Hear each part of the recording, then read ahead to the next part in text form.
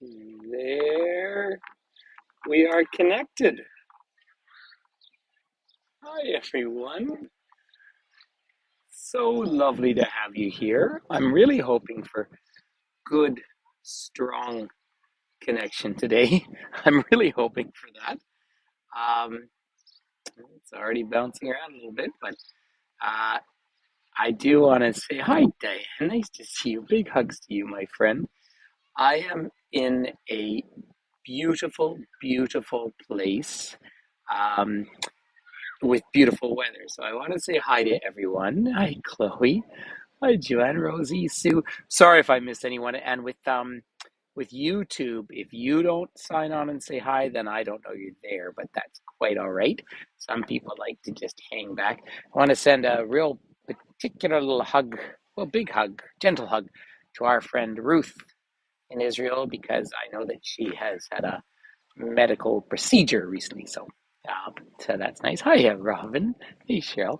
So it cannot be more beautiful here. Uh, I love this city. Now, I think I signed on about 2 or 3 minutes early, so I thought I'd just do a little bit of chit chat with everyone. I did. I've been covered in sunscreen, as you can imagine. But it is gorgeous. Hey, salut, Eliane. Nous avons des gros connexions ici avec le Québec et le Canada. Hey, Paula, nice to see you. Hey, Nan, bonjour. So I am perched out here, hey, Michelle, perched out here on kind of the north part of, hi, Barbara, good morning. Yes, it's always a time zone game. I think my kid is still sleeping because I sent him a text, but I was kind of hoping maybe he would come on. Finn was here, but he was about 2.5 years old. So he wouldn't have a lot of memories here. So it's nice to see everyone coming on. It's lovely to have you all here. So I'm watching, not that I can do anything about it, but we all know that, well, I believe we all know that using Streamlabs to then filter this through YouTube gets a better reception. The other day it was cutting out at Mont Saint Michel. But all that, let me do a quick hello, first of all, to everyone. It's lovely to have you here. Thank you for joining me. Hi, Janet. So sorry if I missed anyone, but I just want to say a big um, oh, great. Just a quick hello. First of all, I am, if you haven't met me by chance, well, welcome to my channel. I think you probably have met me because you're on my channel.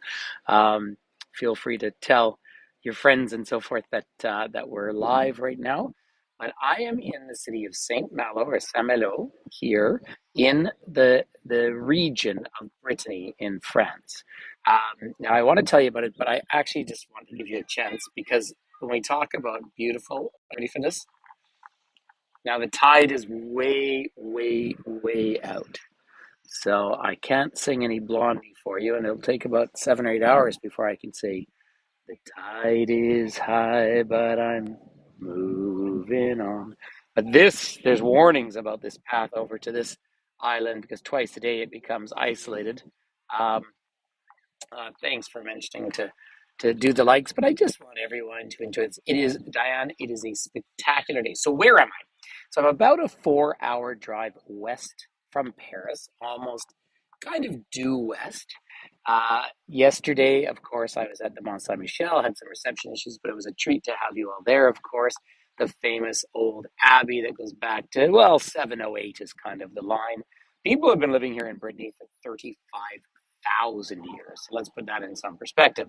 But this is a walled city. A lot of the construction you see around out on the islands here go back to those same wars when the Orange Order invaded or was invited over to England. So the Battle of the Boyne, of course, up in Ireland, 1789, 1790, 1794, the Dutch and British forces, Protestant forces attacked this place. And now there had been armaments here going back a lot longer than that. And let me put that in some perspective. This is a walled city. And for my friends from beautiful Quebec City, you absolutely get that similar vibe. Hi, Anne. Nice to see you. So you get that vibe through here. The colors in the water are spectacular. Now, the invasions that happened through here, and this is where I want to get into just a little bit of history, if you would permit me. And I'm not pretending to be a professional guide here in the city.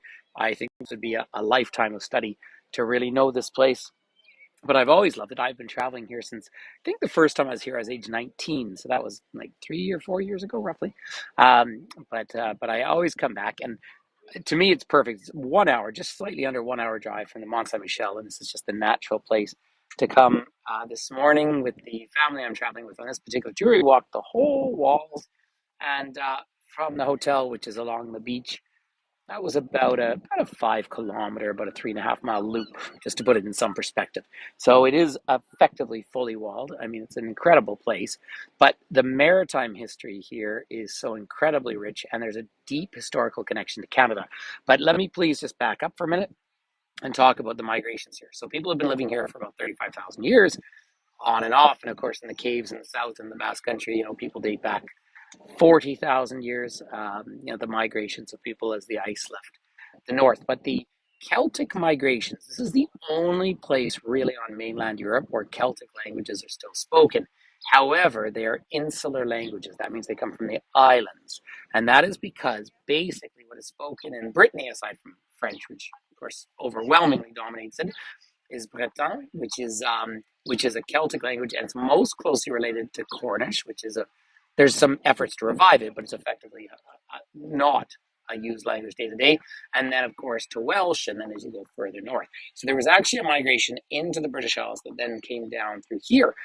Several waves of migration down through hi Maryland, down through here, of course, as first of all, the Roman interactions with what is now the United Kingdom, and then the Viking interactions would have driven people out here.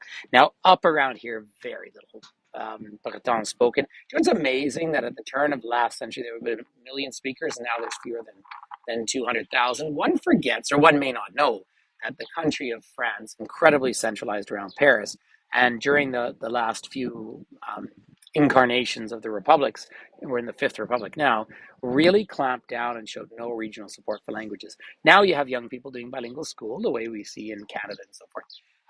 But that is the sort of ethnic basis of this. This is the land of cider and the land of crepes. So I did have a crepe. I had 2 crepes for lunch, actually. Maybe not a dessert crepe.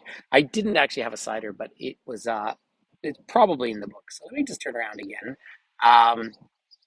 Well, that's right. I was actually watching earlier today. I did do a little short video on YouTube, but a high-speed catamaran came in and docked just up in the distance there, and that was from the Channel Islands, either Guernsey or Jersey, because of course up behind us, if I were looking you wouldn't quite see from here, but it's the peninsula that leads up to Cherbourg. Now look at these walls. I mean, this is just, set aside all the history, which I'm not very good at doing, but architecturally, this place is just spectacular. Tide is way, way, way out. It was super full last night. This swimming pool down here was built in the 1920s or 30s as a safe place to swim, in this gorgeous weather. So I was in shorts. I was out playing frisbee on the beach earlier, and I did go into the water. Now it is windy, and I want to give you a heads up about that we are going to have a wind factor as we're out here today. And so this is why I'm sort of sheltering myself as much as I can. I want to walk into the walls, but I want to walk up above them. And then, of course, for the sake of my Canadian friends on board and the fact that, needless to say, I am Canadian, as the gentleman way in the distance, and I believe I can do a telephonic lens right there. That statue will head up to. Cheryl, there's just I'll finish off this one with a whole different story from here, and that one will be even more confusing. See, apparently, the algorithms on YouTube particularly like it if you stay to the end or you watch a video right through to the end. So therefore, I have to always tease you with a story at the very end of my visits. That statue way in the distance there is a person named Jacques Cartier, probably born in 1491. Now that date probably rings true a little bit because in 1492, of course, that was the year that the Moors were expelled from Spain, and then Christopher Columbus headed off and thought he landed on I call it the West Indies, the East Indies, and so forth, but he landed on Hispaniola, where Dominican Republic is now. And of course, that started the interculturation and the conquest of the Americas. I'm just going to sneak past everyone here. And so, nice to see her. Well, there we are. All right, everyone.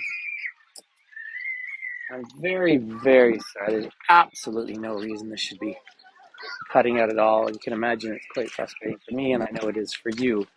So I'm going to stay as far away from the walls as I can, but the whole point is it is a walled city.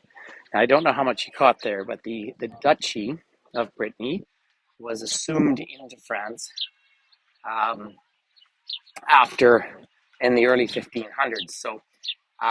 So Jacques Cartier was then conscripted or hired by the French king to go out and find a route to Asia. Now, what does that mean? Hi, Antia. So what does that mean that he was finding a route to Asia? Well, he sailed across the water, took 20 days, and of course, they were sailing north from here, right out in that direction, like we're looking straight out across Brittany in the distance, and then sailed up around the top of the top peninsula of Newfoundland, and then down, and then he named it the St. Lawrence, the Gulf of St. Lawrence, and then on his second journey, he went up and landed, first of all, at where the river narrows, Quebec at Stadacona, and that's where he met the Algonquin peoples, who referred to their village, and they called their village Canada, with a, well, who knows, with a K. And that, of course, was the birth of Canada as a colonial entity, or New France, and then carried on further up to where he couldn't go any further because of an island in the St. Lawrence, and it had a hill in the middle of it, and he called it a Royal Mountain, or Mont Réal. And that, of course, is the birth of that whole colonial entity, which, of course, can be debated and discussed as it should be for long periods of time. I'm going to try to hit into the walls here. This is the Buffet Bay. So if it does cut out, hopefully when I get up above, we'll come back to look at this bug coming down here. So Jacques Cartier leaves from here. And of course, as a mariner, clearly a very effective navigator. So let me just cut in here, everyone. I like this. This is a beach without tobacco. That is my kind of a beach. So here we are coming inside the walls. And look at that. Nicely connected as I come in through.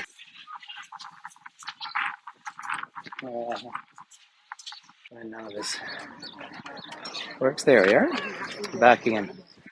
It seems as though as soon as I walk behind any old stone, it cuts out, yet I can walk around limestone mountains in Banff and have no issue whatsoever. So, that noted, I don't know where I cut out there, but what I was just explaining is, of course, they pulled over by this island they called the Royal Mountain, Montreal in Hochelaga, and to this day, down at the airport in Montreal is an area called La Chine, which is what they call Les Rapides de la Chine.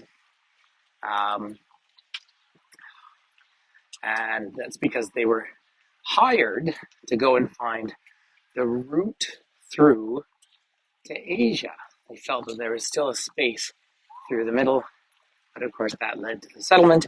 And if you watch my short video that I did in Honfleur a few days ago, that's where Samuel de Champlain sailed from, and he was the first governor of New France. And that's a whole story unto itself. Have a look out here.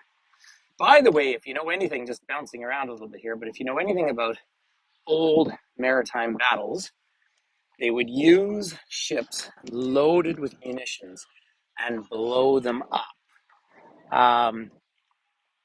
And it was just fascinating because, of course, when you had the Battle of the Plains of Abraham for Quebec City, for New France against England, the French sent out explosive ships, and they missed, and the British were able to land, scale the cliffs, and have the battle. Well, here was the exact opposite. The English and Dutch ships, it's a lovely symbol, sent in explosive ships to blow up the walls, but they got caught up in the rocks out there.